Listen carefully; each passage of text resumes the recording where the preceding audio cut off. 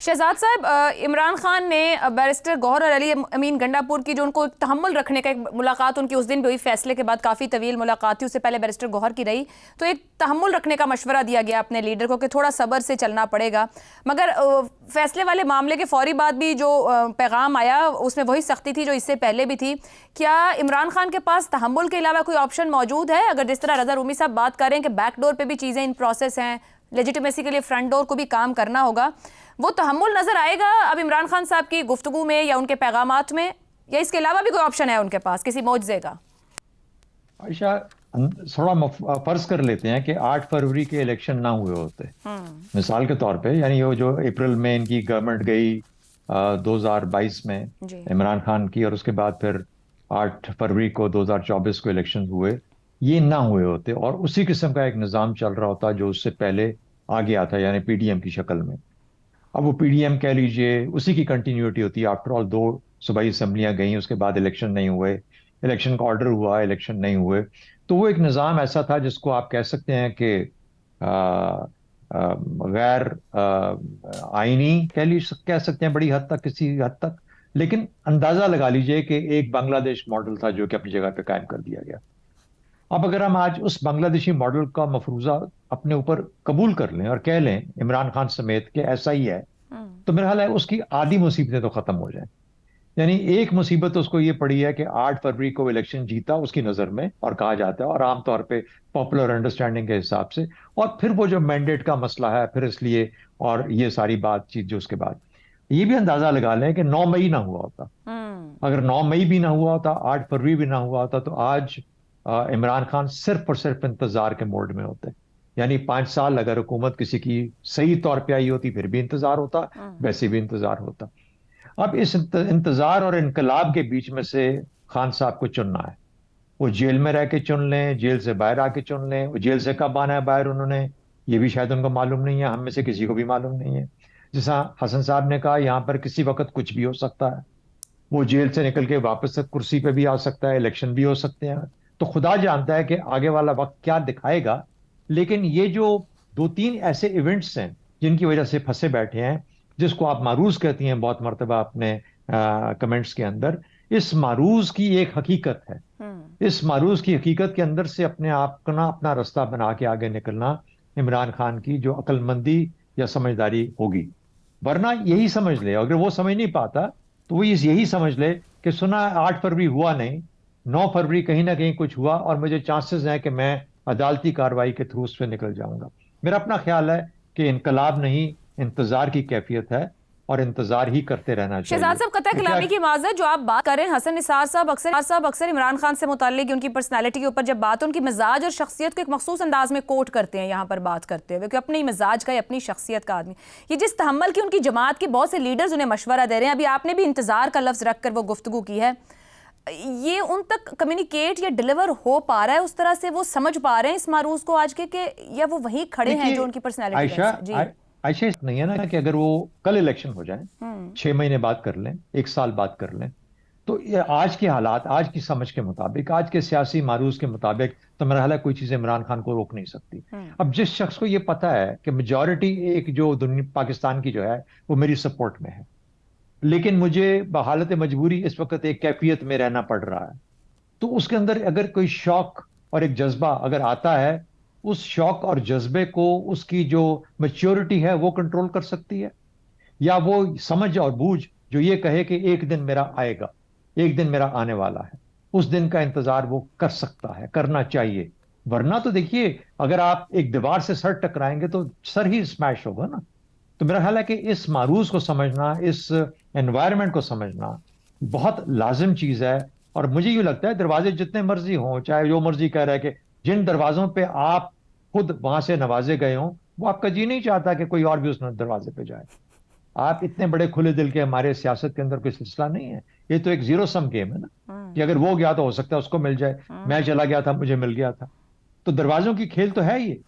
लेकिन उस दरवाजे की, या दरवाजे भी बदल सकते हैं, कभी आज वही दरवाजा है कल कोई और दरवाजा भी हो सकता है। तो इसलिए देखिए, ये ओपन एंडेड गेम है, इस पे फाइनल वर्ड देना बहुत मुश्किल है। सिर्फ फाइनल एक और, चूंकि आपने आज जी। शेर के साथ शुरू किया, माना कि तेरी दीद के काबिल नहीं हूं मैं, तू मेरा शौक देख, मेरा इंतजार देख। वाह, तो शौक मेरे देख इंतजार मेरी देख। मेरी उनसे यही गुजारिश होगी, थोड़ा इंतजार कर लीजिए।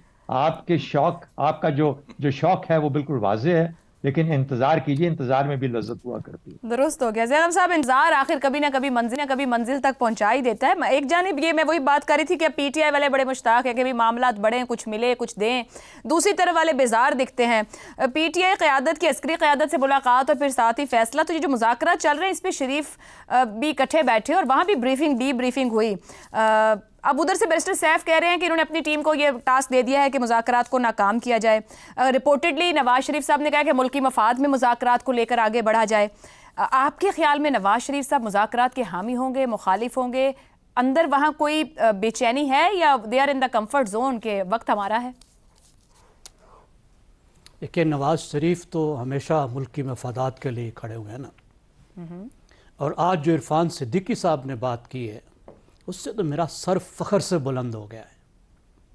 मुस्लिम लीग वो जमात है जिसने जमहूरियत को टूट कर चाहा है, कभी इस्टेब्लिशमेंट के साथ कोई आंख मटक्की नहीं की। जनरल जिलानी से लेकर जनरल बाजवा तक व अम्माबाद सिर्फ सामने का दरवाज़ा खटखटाया है, साइड के दरवाजे की तरफ देखा ही नहीं, हाथ ही नहीं लगाया। कभी किसी जस्टिस इफ्तिखार के साथ मिलकर दूसरी जमातों का हाका नहीं लगाया।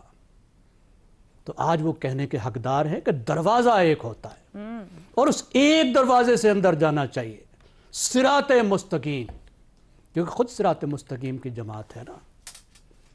जब कोई डाकिया ये समझने लग जाए कि लव लेटर पे उसी का हक है, जो खत उसके थ्रू भेजा जा रहा है वो उसके नाम होना चाहिए, उस पर अगला एड्रेस पता ही नहीं होना चाहिए, तो फिर मसला पैदा होता है। भाई, उन्होंने आपको खत थमाया है कि हमारे साबिका महबूब को शिकायतनामा जाके दो। आप कह रहे हैं नहीं, इस पे एक ही एड्रेस होना चाहिए और वो पोस्ट मास्टर का एड्रेस होना चाहिए। वो गालिब ने कहा है ना कि मेरे पते से गैर को क्यों उसका घर मिले। तो अब उन्हें यह मसला पैदा हो रहा है कि हमारे पते से गैर का घर किसी को मिलने जा रहा है। अब दूसरी तरफ जरा मुलाजा करें जी।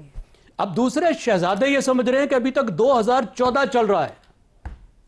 अरे भाई, 10 साल हो गए हैं, महबूब बदल चुके हैं, ये नहीं जमाना बदल चुका है, और आपके पास ये टाइम है कि पतली गली से बाहर निकलें और कोई रास्ता बनाएं, अपने लिए भी, जमहूरियत के लिए भी। और जमहूरियत और इंसानी हुकूक के नारे बहुत अच्छी बात है, जो भी लगा रहा होता है, हम जैसे सादा लोग तो उसी के साथ ही खड़े हो जाते हैं, और अब भी इनके साथ हैं कि चलो कोई जमहूरियत की बात कर रहा है, इंसानी हुकूक की बात कर रहा है।